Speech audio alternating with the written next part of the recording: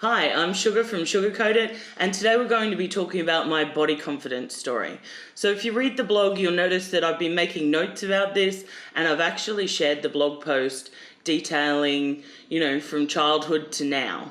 But I wanted to put this on YouTube because I already have the Confident You shares, and I just wanted to expand on that with my own story. So without further ado, that wasn't much ado, but without further, here we go.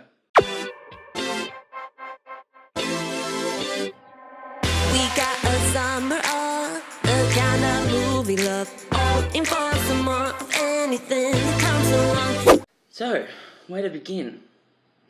Probably at the beginning, right? So, I don't know if you guys know this, but I grew up on a 400-acre pineapple farm.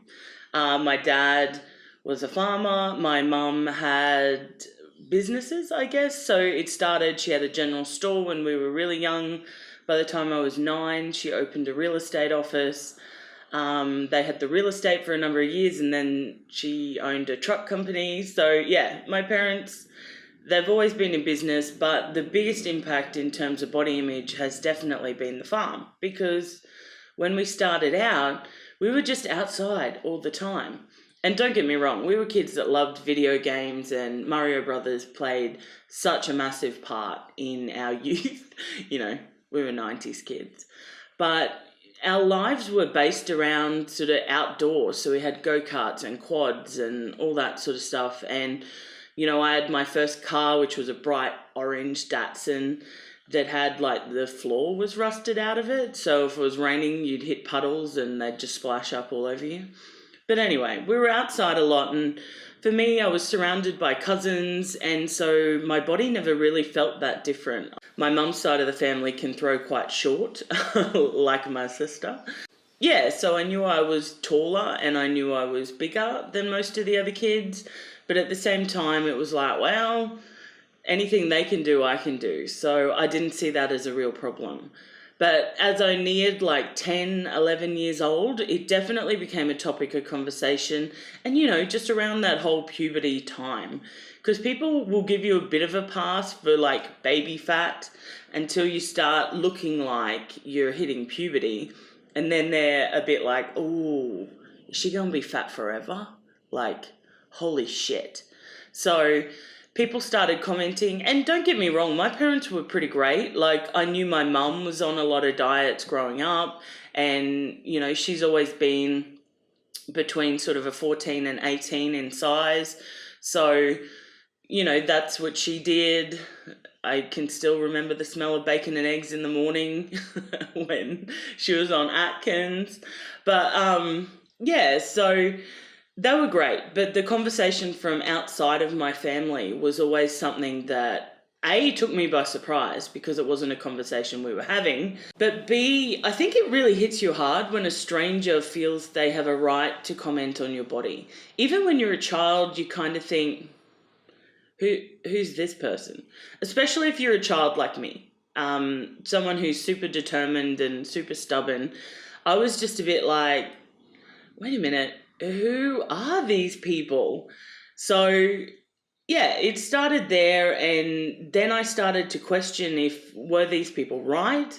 And I started to look at the bodies around me at swimming club and at ballet and at, when I was playing hockey and stuff like that. And I realized that my body was different, very different to a lot of the other girls that I was around. And then things started to change for me. And by change, I mean I was heading into high school. I was starting a new school from quite a small primary school. There were about 80 kids there were 80 kids in my primary school. So moving on to a larger high school, even though I ended up in one that only had sort of 500-600 people, was something that definitely triggered the early stages of my anxiety. And I was just thinking, I have to fit in here. And so I went through to year 8, and then I definitely didn't fit in there. Some of the girls in my class were, just overall so much smaller than me, and I felt huge. And year 8 was definitely a bit intense, and by the time I got to year 9, I'd started working with a personal trainer who was legitimately crazy. His whole plan was he would eat one of those jam donuts filled with cream, like an eclair thing, every day, and that was pretty much his diet because he figured that that's enough calories for a day, which is, you know, peak disordered eating. But he showed me a lot, short version. So I started training and working out, and I started restricting what I was eating to as little as possible and as infrequently as possible. And I started lying, and I started hiding, and I started all this behavior that ultimately was rewarded because as I got smaller, people would celebrate that. So here I was, this lying, sneaky person damaging my health, and people were all of a sudden super excited about me. And I tell you what, that is a huge problem. So if you're talking to a teenage girl about her body and a sudden weight loss, and you don't know how it's happened, or you can't actually detail where the effort is or whatever, then don't. Actually, across the board, just don't. Leave fucking teenage girls alone. They got enough to worry about, seriously. But anyway, so I got thinner, and let's face it, I think the smallest I ever got was about a 14, which pretty much tells you that if you have a certain body type, no matter what you do, it's going to stick with you until you're super, super sick. High school was definitely peak disordered eating for me. It was something that I controlled pretty strictly and hid pretty well. It definitely was something that people in my class were struggling with, and smaller girls than me definitely ended up in worse places, if that makes sense. But, you know, obviously less.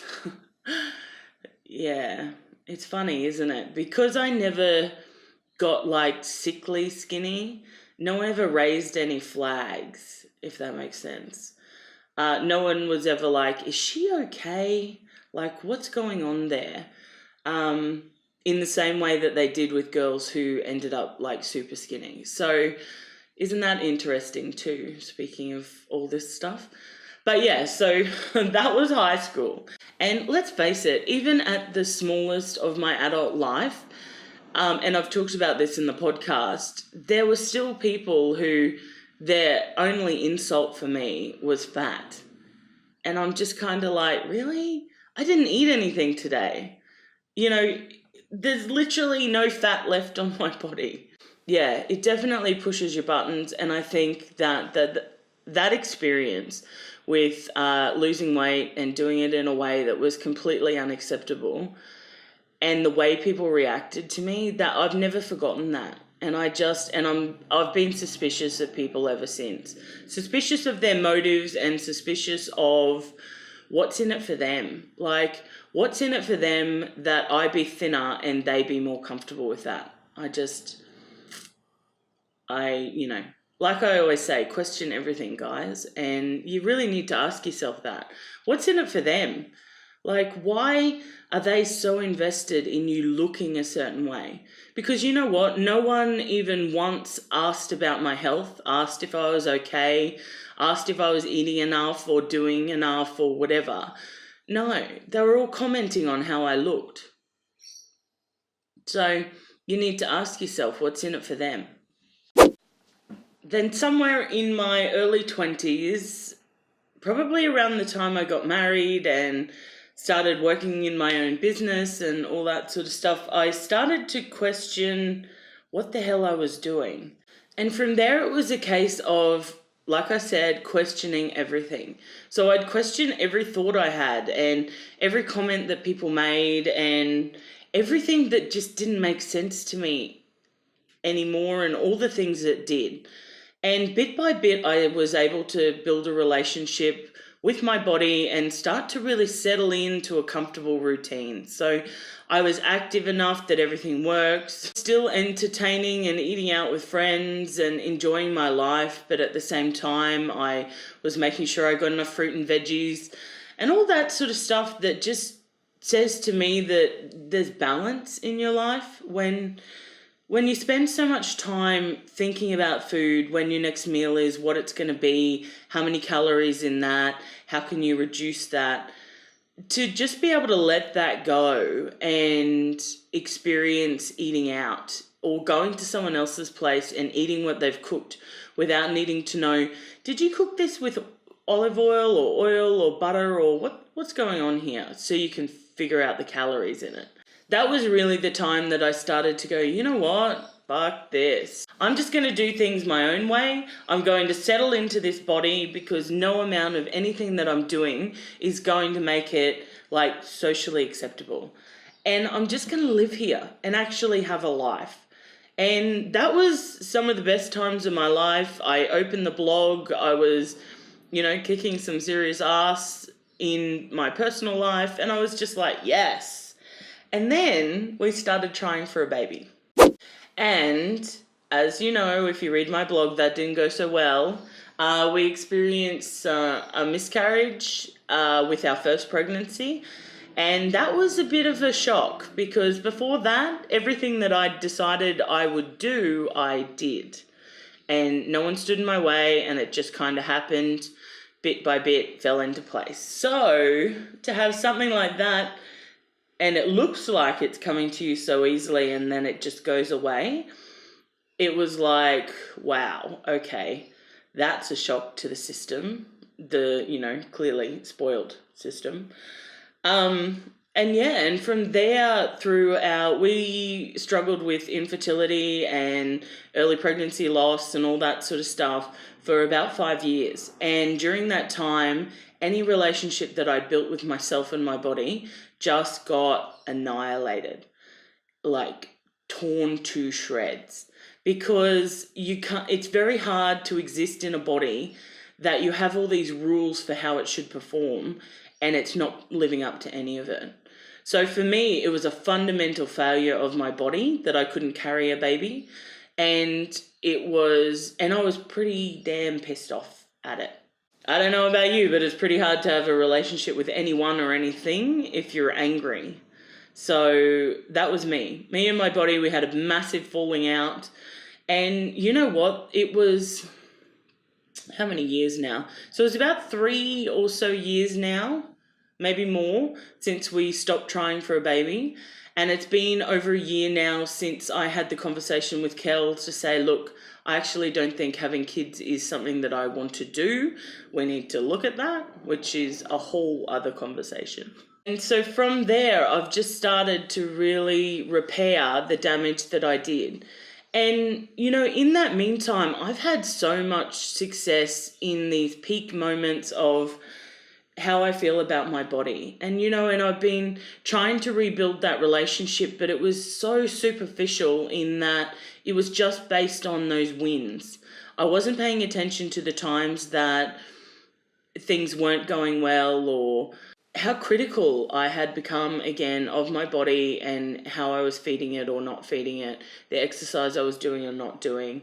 I had become so critical, and for me, that is the fundamental problem with my relationship right now with my body, is that I just won't give myself a break. And it's something that even when I hear that happening, I just can't seem to put a stop to it.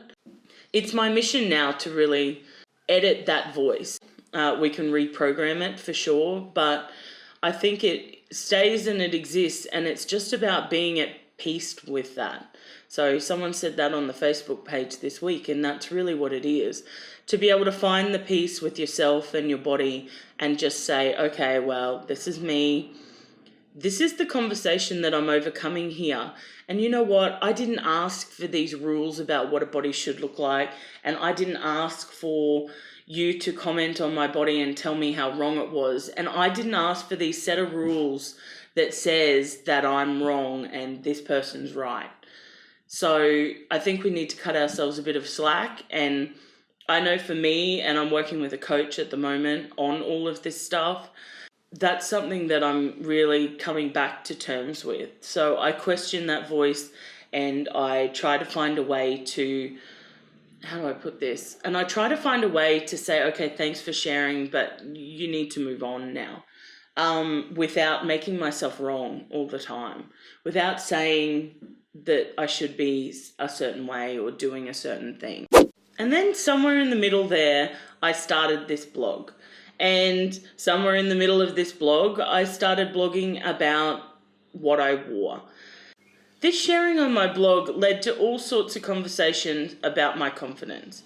So people would comment and say, that they wish they could wear what I was wearing, that they felt I was so confident for being able to put myself out there and share myself like I was. And I get that because, you know, the internet is a crazy place. So putting yourself out there and saying, okay, internet, come on over and judge me, is not something that a lot of people feel comfortable with. But during that process, I got the opportunity to discuss confidence with women and talk about how they viewed their body and how we view other people's bodies and the conversation around that.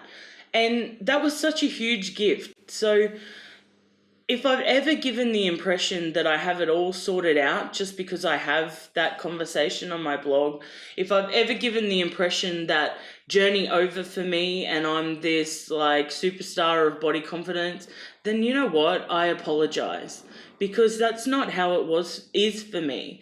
It's not like that for anyone, I don't think. When I'm talking about body confidence and my body image, I think it is important to reference that and my experience in the world so that people who are seeing this or who are reading the blog post can know that my experience is different to yours. It doesn't mean that my life was any better or worse. You need to keep these in mind, because part of making a change is making a change for everyone, even if our experience isn't their experience.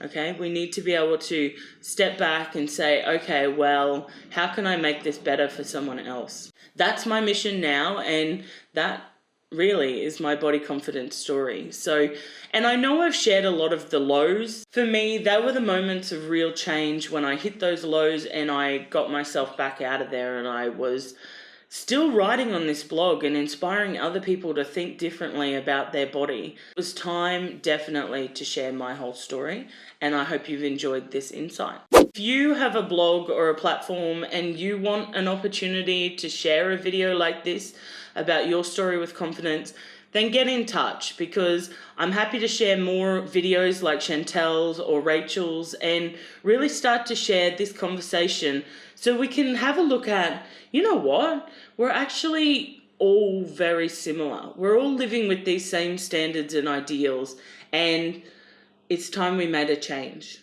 okay? So thanks for watching. If you enjoyed this video, don't forget to give it a thumbs up. If you're new here, please consider subscribing. I talk about plus size fashion and lifestyle blogging. I release a new video every Sunday and an occasional pop-up midweek surprise on a Wednesday. Okay, so that's it. Thank you.